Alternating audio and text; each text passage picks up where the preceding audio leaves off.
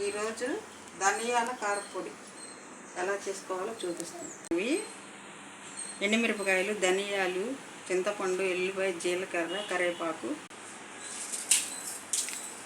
ఎండుమిరపకాయలు వేసుకోవాలి.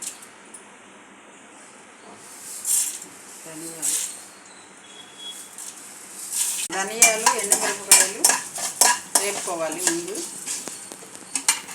ధనియాల కారపొడికి, తర్వాత నెక్స్ట్ కరివేపాకు.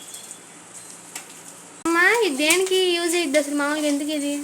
మామూలుగా ఇది ఎగ్ దోశలు వేసుకోవచ్చు, రైస్లో కూడా తీసుకోవచ్చు, కారం వేసుకోవచ్చు.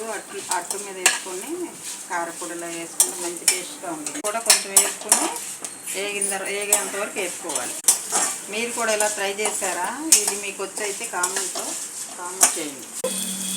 ఎల్లుల్లిపాయ, జీలకర్ర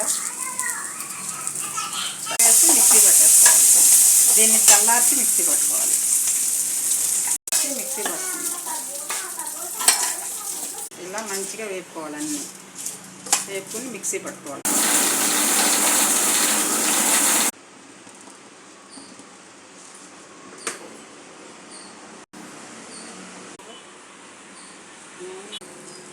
ఇదిగోండి పొడి ఎలా అయింది.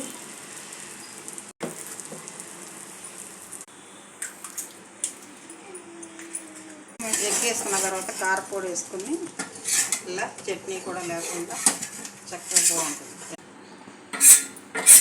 వేస్తున్నాను 2 డ్రెస్సెస్ సేమ్. అలాగే మన ఇంట్లో ఎంతమంది ఉన్నారో అంతమందికి వేసుకుని చక్కగా ఫ్రెష్గా పట్టుకుని ఎప్పటికప్పుడు వేసుకోవచ్చు. రైస్లోకి కూడా చాలా బాగుంటుంది. ఇదిగోండి చక్కగా కమ్మటి వాసన కూడా వస్తుంది.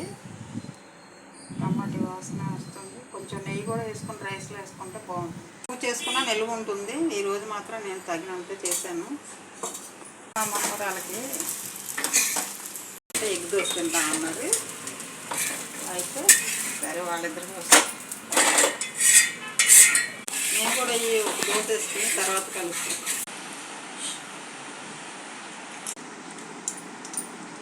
చాలా బాగుంది. కమ్మగా రుచిగా ఉంది. ఇష్టమైతే మీరు చేసుకుంటాం ఫ్రెండ్స్.